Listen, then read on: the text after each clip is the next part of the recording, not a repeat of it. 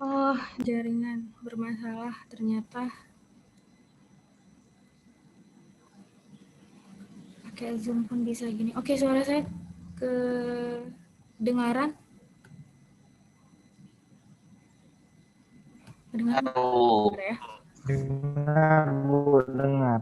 Suara kalian yang Dengar, Bu, dengar. Dengar. Oke, asalkan suara saya kedengaran. Oke, saya coba share screen lagi. Oke, saya yang penting bagan ini kalau bisa hari ini terjelaskan karena saya yang penting bagan ini nggak ada di buku cetak setahu saya ya. Jadi buku cetak menjelaskan apa itu sistem politik dengan berpuluh-puluh lembar, dan saya yakin kalau saya suruh kalian baca, kalian malas baca. Semalas-malasnya kalian baca, kalian dengar aja penjelasan saya tentang bagan ini yang sudah. Nah, rumusan tentang puluhan halaman itu saya convert menjadi bagan, yang bagan ini menjadi tool analisis alat analisis. Oh. Ibu, suara Ibu hilang tadi. Lagi. Hilang. Ini, oh my god, jaringan. Ini udah kedengaran? Pas Ibu share screen tuh lambat jadinya, Bu. Share screen jadi lambat. Nge-lag dia, Bu. Jaringannya kurang kuat. Oh my god. Ini kayak mana saya nggak share screen ya? Nggak mungkin saya ngomong nggak pakai, tapi kenapa lah jaringannya begini? Tapi coba saya tes. Kalau ganti jaringan ini otomatis mati nggak ya?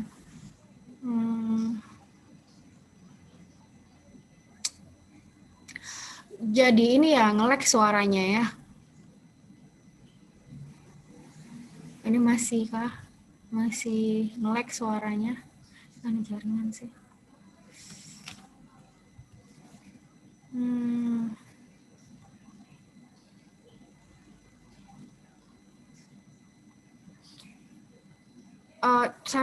Oke. Masih nge-lag suara saya, masih nggak jelas. Masih nggak jelas. Udah lumayan, Bu, suaranya. Lumayan ya. Oke. Ini record. Oke. Niatnya mau record padahal. Nah, baik, saya coba jelasin. Ini saya coba jelasin, kalau misalnya nanti nggak jelas, tolong cepet-cepet di-cut. Jadi jangan sampai saya kelamaan ngomong dan kalian nggak dengar apa yang saya bilang. Oke, ini skema. Jadi nanti setiap kalau saya minta kalian menganalisa kasus, kalian harus pakai rumus ini. Ya, ini jadi rumus, jadi alat analisa. Jadi kalau ada nanti saya minta kalian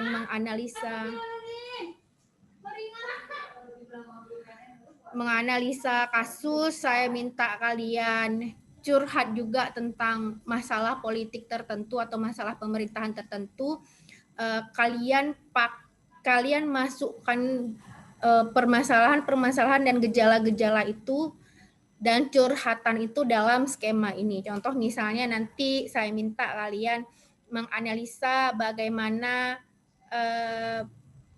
sistem politik dan sistem pemerintahan kalian merespon kasus COVID. Kalian harus masukkan dia di bagan ini. Nah, bagan ini kan ada 3 yang paling pokok. 3 atau 4.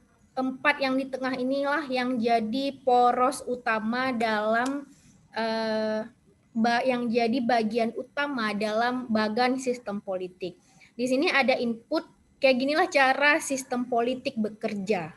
Nah, ada input, ada proses, ya. Kemudian ada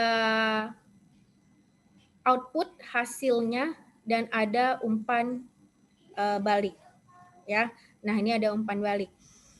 Nah, untuk mudah memahami ini, kalian bisa menganalogikannya dengan mesin penggilingan padi. Ya, mungkin kalian ada yang pernah lihat atau bahkan ada yang pernah lihat langsung atau minimal tahu sekilas tentang bagaimana mesin penggilingan padi bekerja. Mesin penggilingan padi itu kan pertama ada padi, ada bahan dasarnya padi. Nah, kemudian ada mesin dimasukkan, diproses padinya, lalu setelah diproses dia jadi apa? Jadi beras. Jadi hasil. Hasilnya apa? Langsung nasi? Ya, nasi. Masa sih langsung nasi? Beras, Bu, Beras. Lah, kan rice cooker kali nasi, ya kan? Saya bilang mesin penggilingan padi. Ya, jadinya beras dulu. Nah, kalau berasnya masih banyak sekali padinya. Nah, apakah kalian langsung ambil hasilnya atau kalian masukin lagi ke mesinnya? Masukin lagi, Bu. Masukin lagi ya, harusnya masukin lagi. Nah, masukin di sini output ini akan menentukan apakah padi yang tadi kalian proses itu langsung kalian ambil kalau hasilnya bagus. Gimana? Ada yang ngomong ya? Suara saya masih jelas? Tadi cuma nilai, Bu. Tadi ya? pada Bu. Oke, pokoknya kalau misalnya lagi nggak kedengaran di-cut aja, jadi saya bisa tunggu sampai jaringannya mending. Ini udah kedengaran ya? Udah kedengaran nih? Udah, Bu. Oke, ini udah. Udah, Bu, udah. Oke. Nah, ada hasilnya berupa berupa beras. Kalau padinya masih sangat banyak, nggak mungkin kamu makan padi.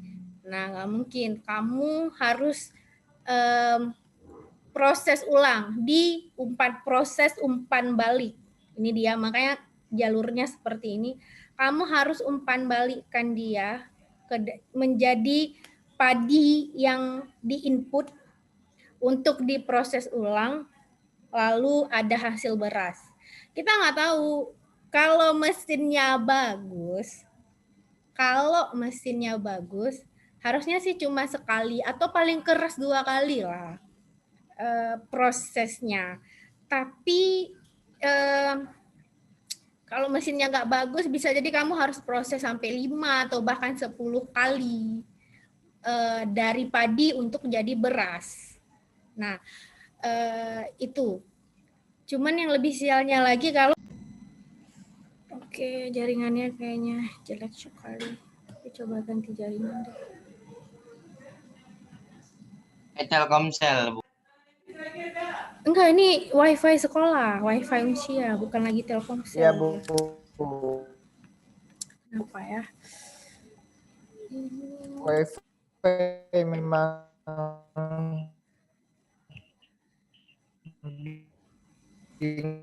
nggak bagus, Bu.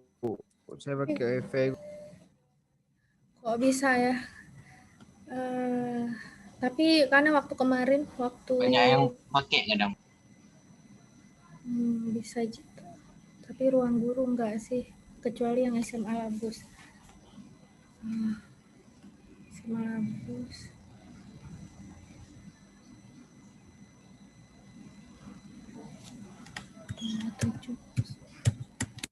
Bentar ya, saya coba ganti jaringan.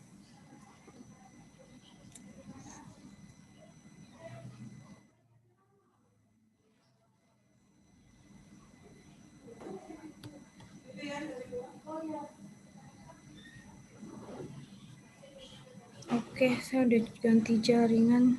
Semoga bisa lebih mending. Kita coba lagi. Ini suara saya udah kedengaran? Agak patah, Bu. Agak patah. Agak patah ya. Oh my god. Ngelek.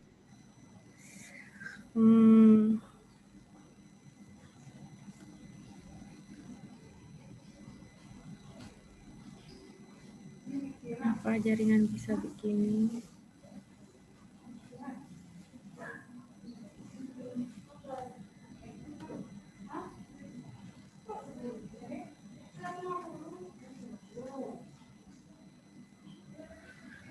Oke, masih patah-patah. Masih patah-patah. Enggak, Bu. Enggak. Enggak ya? Enggak, Bu, enggak. Udah mendingan ya.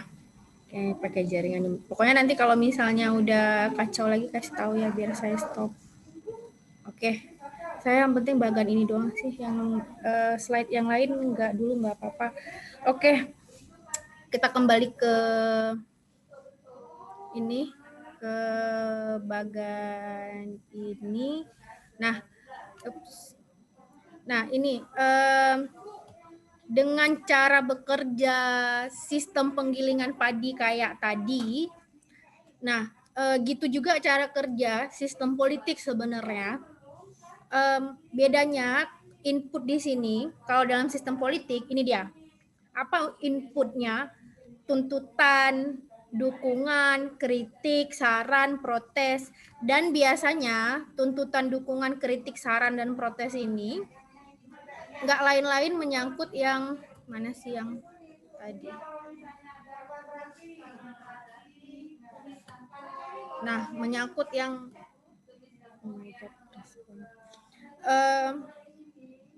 menyangkut yang ini juga. Nah, jadi biar kamu ngeh bahwa tuntutan, dukungan, protes itu biasanya menyangkut hal-hal ini, pemenuhan kebutuhan ini.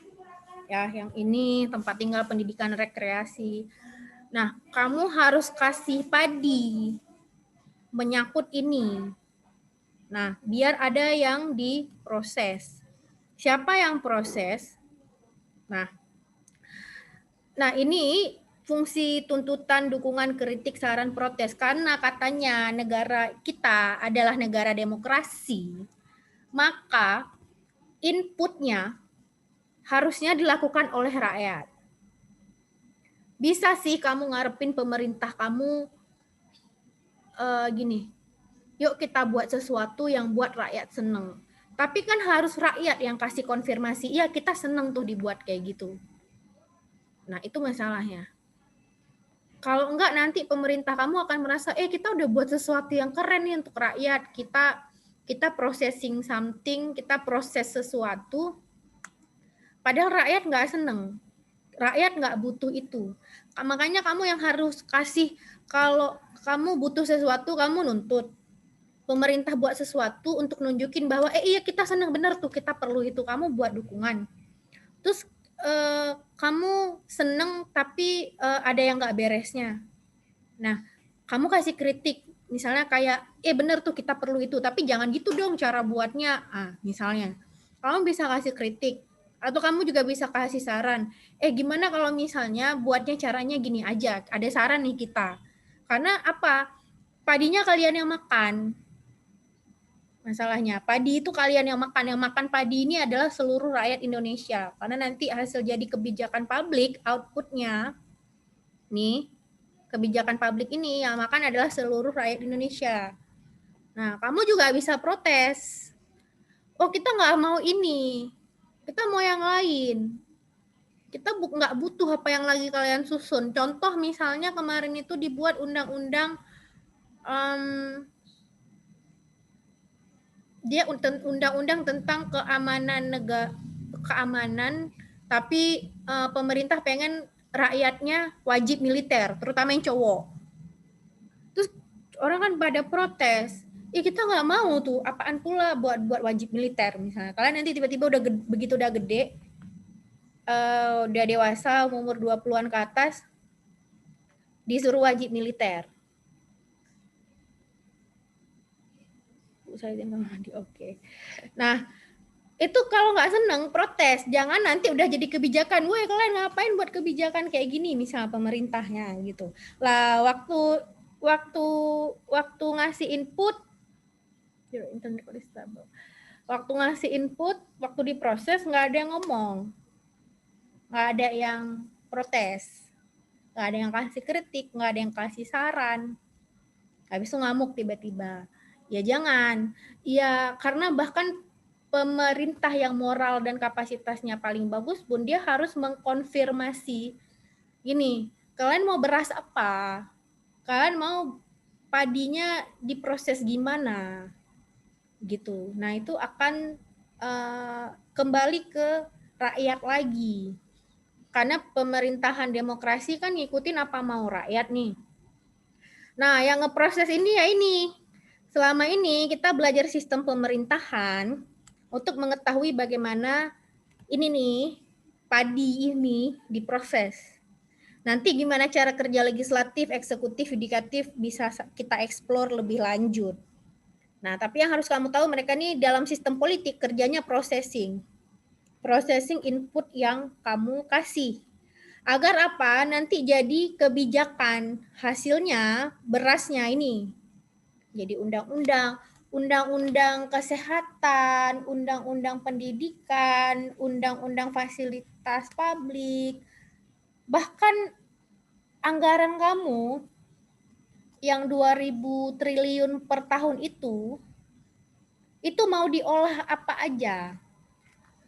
Lihat kemarin nggak ada kasus di, aduh saya lupa pula di kabupaten mana ya, tiba-tiba PD apa PD Jaya, itu pemerintahnya menganggarkan uang kalian, harta publik kalian itu yang jatahnya mungkin untuk buat jalan, buat rumah, buat untuk pendidikan, untuk kesehatan, itu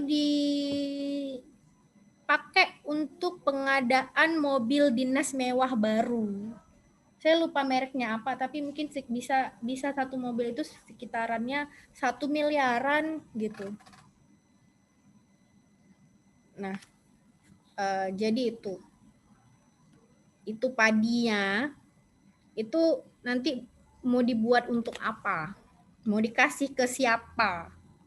Nah, ini kebijakan publiknya. Nah, kebijakan publik inilah yang harusnya menentukan, kebijakan publik ini kan bicara tentang pemerintah mau buat apa atau tidak mau buat apa. Nah, ini. Jadi, kalau misalnya, makanya nanti saya kasih, ada di Spada udah ada satu bahan isinya kebijakan-kebijakan publik yang keren, yang dibuat sama negara lain, sehingga kalian bisa tahu bahwa iyalah di negara lain masyarakatnya enak kali hidup.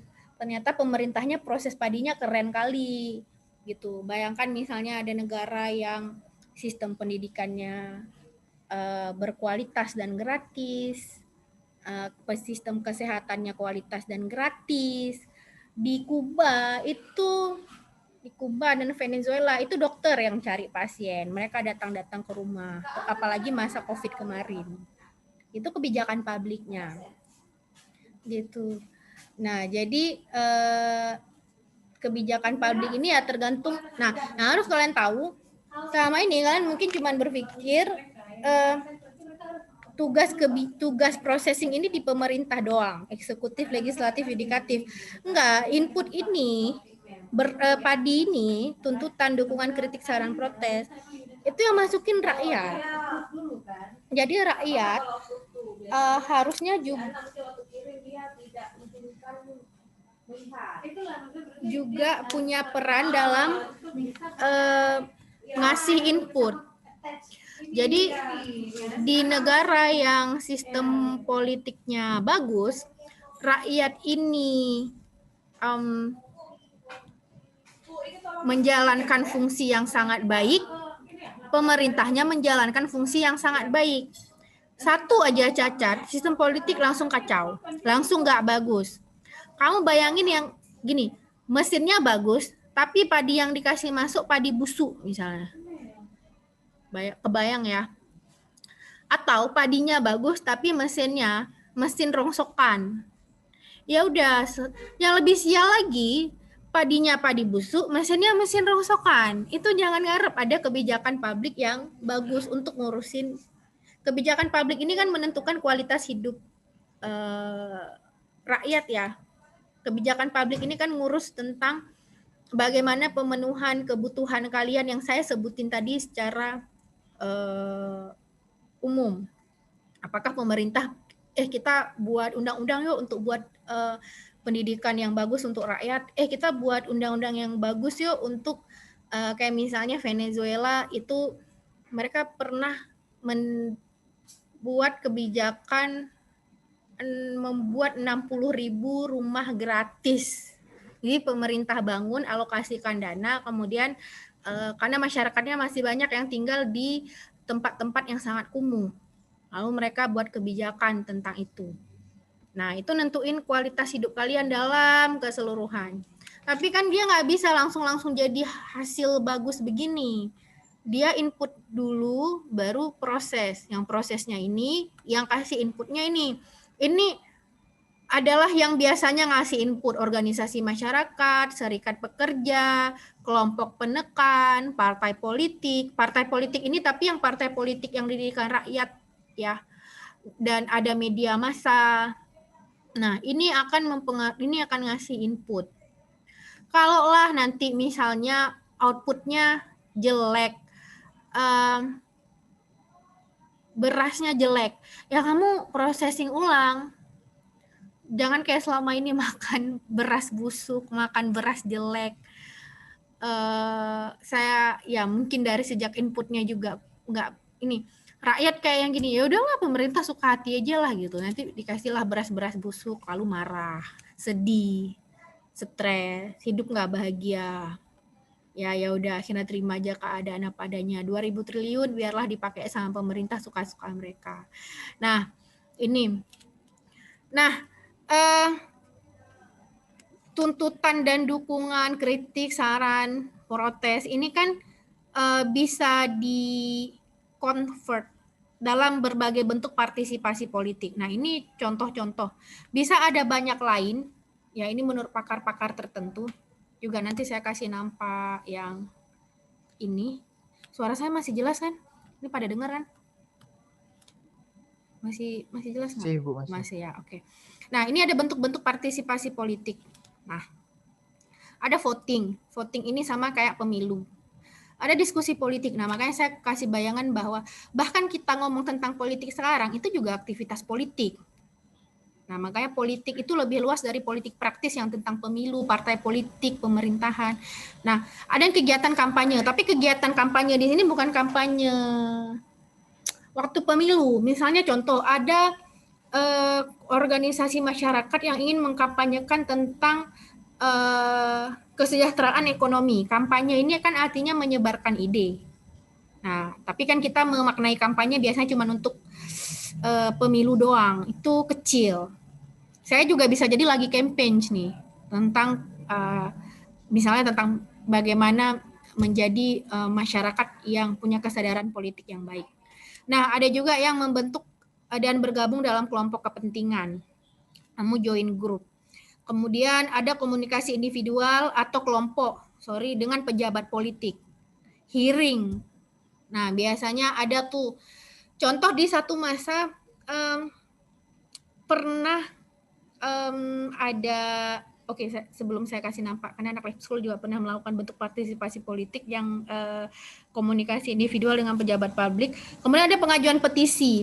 Petisi ini dulu caranya masih konvensional, buat tanda tangan rame-rame, ribuan orang, misalnya ratusan orang, lalu tanda tangannya dikasih ke pemerintah, menyatakan kami tidak setuju. Artinya ini tanda tangan 1.000 orang. Nah, sekarang ada yang cara yang lebih canggih lagi, change.org itu. Nah, ada itu ya, mungkin kalian pernah lihat. Change.org itu yang lucunya kawan-kawan gini, pakai Change.org itu mereka udah tanda tangan nih banyak-banyak, ada 60.000 orang yang mendukung, tapi itu nggak dibawa kemana-mana ya, itu nggak ada guna juga, dia cuma jadi padi yang nggak diproses. Ini ada, saya lihat teman-teman jadi heboh, ini ada 60.000 orang tidak menyepakati. Oke, kamu harus share itu ke pejabat publik, ke pemerintah, kasih tahu, Pak kita nggak setuju nih, atau Pak kita dukung nih kebijakan Bapak yang ini. Ini ada yang buat change.org, habis dibuat, udah terkumpul nih 60.000, habis udah gitu, ketaruh aja di situ. Nah itu lucu, mau jadi apa gitu, untuk kita aja yang tahu.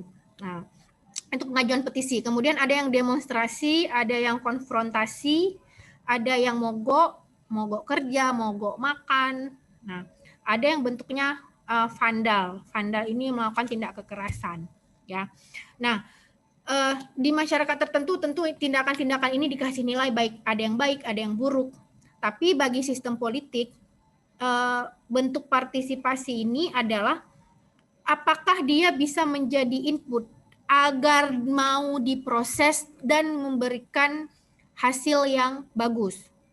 Karena gini, ada orang-orang yang misalnya kita bilang gini, kalian ngapain demonstrasi buat macet, misalnya kayak gitu. Ya kalau misalnya pakai Change.org pemerintah bisa dengar, enakan. Kita juga ngapain capek-capek turun ke jalan, capek juga kali demo-demo begitu misalnya kan. Tapi misalnya ada gini, ada kemarin contoh kasus buruh sudah 6 bulan tidak dibayar gaji oleh perusahaan. Bayangkan, mereka udah ngomong baik-baik, udah buat diskusi politik, udah mereka biasanya bentuknya itu serikat pekerja, serikat buruh. Kemudian mereka udah berusaha berkomunikasi dengan perusahaan atau pemerintahan, mereka juga sudah mogok kerja, nggak didengar juga kayak gitu. Udah 6 bulan nggak dibayar gaji sama sekali. Bayangkan. Ibarat kata gini, ya kita juga ngapain capek-capek demo, capek juga kali udah kita nggak digaji, demo lagi. Tapi kalau kita nggak demo, gaji kita tetap nggak dibayar. Besok kita disuruh kerja lagi, tapi kita nggak dibayar lagi. Nah, sehingga orang mencari cara yang terbaik untuk memenuhi kebutuhannya, gitu. Misalnya kayak ini bagi yang udah nonton Samin versus Semen, ada yang nonton, ada yang udah nonton penuh, habis. Ada yang udah nonton sampai habis. Bagi yang udah nonton kan di situ kelihatan mereka itu bertahun-tahun loh itu aksinya mereka. Itu nggak semua terdokumentasi karena setelah video itu, oh my god, saya lupa kasih nampak Samin versus Semen yang kedua ya. Yang Samin versus Semen kedua itu lebih parah lagi. Kalau saya kasih nampak sekarang cukup waktu ya, nggak cukup waktu kayaknya. Ini aja udah mau habis. Samin versus Semen yang kedua itu lebih parah lagi. Tapi kan orang mikir, kalian ngapain bodoh kali buat kayak gitu. Ya iya kali kalau kami nggak buat kayak gitu, rumah kami hancur, tanah kami hancur, ya kami mati juga besok pelan-pelan. Matinya nggak sekarang, bedanya itu aja. Nah jadi itu.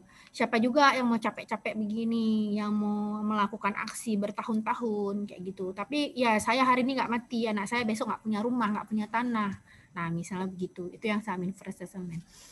Nah, ini kualitas padi yang kamu masukin, tuntutan, dukungan, kritik, saran, protes yang dibentuk, yang dilakukan oleh ini dalam bentuk ini makanya di sini ada tulisan quality control-nya. Ini ditentukan oleh ini.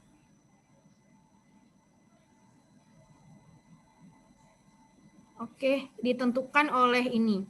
Pertama, kesadaran politik, membentuk psikologi politik dan partisipasi politik. Ya, partisipasi politiknya bentuknya ini. Ya. Kemudian pengorganisasian politik.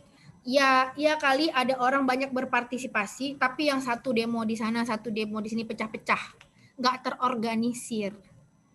Nah, partisipasi itu udah keren. Tapi ketika itu nggak terorganisir dengan baik, maka hasilnya nggak terlalu baik. Misalnya kalau ada 10.000 orang demo dengan ada orang 1.000 demo terpecah-pecah, terpisah-pisah dengan isu yang berbeda-beda, otomatis padinya jadi nggak bagus. Kemudian setelah pengorganisasian yang bagus, maka dia akan jadi budaya politik. Dia akan jadi suatu budaya. Sehingga ketika dia jadi budaya, ada masyarakat yang dia levelnya udah sangat concern. Dia setiap hari nyari tahu hari ini pemerintah buat kebijakan apa. Pemerintah buat kebijakan apa, dia bakal ngikutin. Dan itu jadi budaya politik banyak orang. Sehingga pemerintahnya jadi gini, ini mampus lah kita kalau nggak buat kebijakan bagus besok turun. Karena kan ada banyak kasus di berbagai negara, Perdana Menteri, Presiden, anggota partai parlemen itu harus turun karena didemonstrasi oleh masyarakat atau demonstrasi atau bahkan sekedar pembuatan petisi online misalnya oleh masyarakat. Daripada kita dibuat kacau, mending ya udah kita kita buat kebijakan yang bagus. Jadi karena masyarakat udah di budaya politik partisipan, nah jadi pemerintahnya jadi nggak berani nih. Nah, sampai akhirnya nanti lahirlah masyarakat politik. Masyarakat politik ini adalah masyarakat yang udah sangat ngeh dengan kebutuhannya. Dia juga tahu yang A, B, C, D, E ini harus diurus sama pemerintah dan begini caranya. Sehingga kalau misalnya pemerintah buatnya sembarangan, itu pemerintahnya bisa-bisa besok jadi apa ya? Bisa tumbang. Dan itu banyak kejadian di negara lain. Makanya di sebagian negara ada yang gini. Ada yang pemerintahnya moralnya bagus. Tapi ada yang pemerintah moralnya nggak bagus-bagus amat, tapi dia tahu gini, kalau saya nggak kerjain kebijakan publik ini masyarakat besok turunin saya. Nah ya udah, nah kayak gitu. Nah jadi ini, nah kita mungkin dari kalian nanti boleh analisa kita kekacauannya ada di mana. Psikologi politik ini tentang psikis ya. Ada orang yang gini, emosinya lebih mudah dipengaruhi daripada rasionalisme politiknya. Nah, jadi ini bagan secara umum. Jadi ini ada hubungan ya keempat hal ini. Input ada di sini dan ini fungsi rakyat. Di sini fungsi pemerintah. Fungsi pemerintah nanti kita bisa lihat di bagan-bagan berikutnya. Ya, gimana cara kerja legislatif, cara kerja eksekutif, cara kerja yudikatif. Nanti bisa jadi kita akan bermain peran.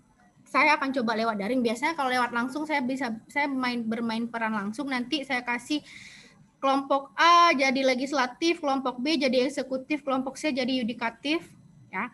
Sehingga jadi tahu, oh kayak gini ya rupanya orang ini kerja selama ini. Nah, kalian juga bisa mengukur, oh ternyata agak gampang. Atau di sisi lain kalian bisa mengukur, susah sih, tapi kalau niat bisa, kayak gitu. Nah, atau kalian bisa, yang penilaian di kalian. Jadi kita nanti, saya akan coba setting bermain peran, jadi kalian nanti harus siap-siap.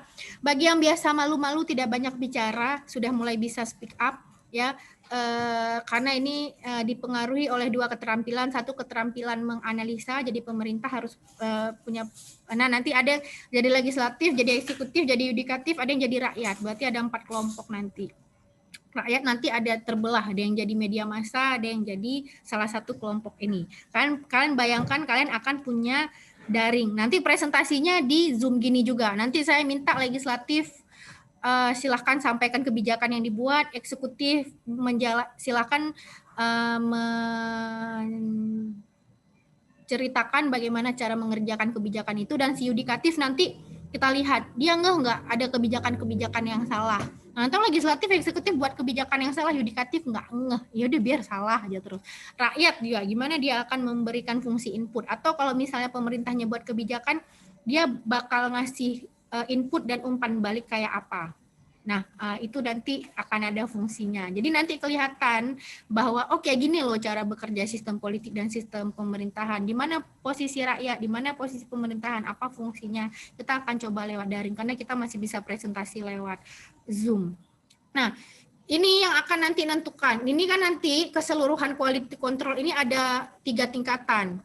Ada low, ada medium, ada high. Kalian kapasitasnya di mana sih? Baik sebagai rakyat atau sebagai pemerintah. Nah, itu nanti. Oke, waktu udah mau habis. Oh, dan udah habis sebenarnya. Oke, hari ini sampai sini dulu. Nanti dilihat-lihat lagi bagan ini, kalau nggak ngerti kalian boleh tanya. Nanti ketika saya minta kalian buat penugasan atau latihan untuk menganalisa, kalian pakai bagan ini. Processingnya kan harus menganalisa keseluruhannya. Makanya kenapa analisanya adalah analisa sistem, bukan analisa per bagian-bagian. Ya, hari ini sampai sini dulu dengan beberapa masalah teknis. Ya, semoga nanti lebih mending lagi. Hari Jumat kita Oh ya, saya udah.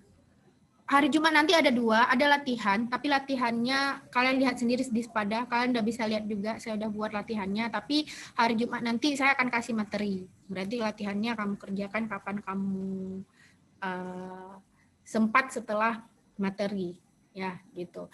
Dan buat yang belum ngerjain tugas, silahkan sesegera mungkin, karena saya kasih tenggat waktu, kalau dalam waktu beberapa minggu ini nggak dibuat, gimana ya, apa saya harus melibatin BK atau wali kelas atau orang tua? Saya kan nggak mungkin nanti nilai rapor kamu 0 atau 50. Jadi bagi yang belum kerjain tugas, atau nanti ada sanksi yang lebih parah lagi, misalnya nggak boleh ngerjain tugas selanjutnya kalau tugas sebelumnya belum selesai. Ya ngapain juga ya kan, nggak nyambung juga nanti.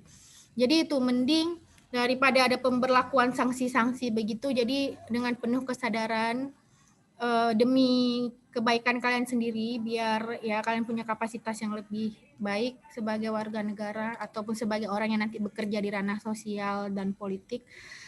Kalian pasti akan bekerja untuk masyarakat dan kalian pasti akan butuh tenaga kalian bakal dipakai, tapi semoga kalian punya kapasitas berpikir yang lebih baik, keterampilan yang baik dan moral yang baik.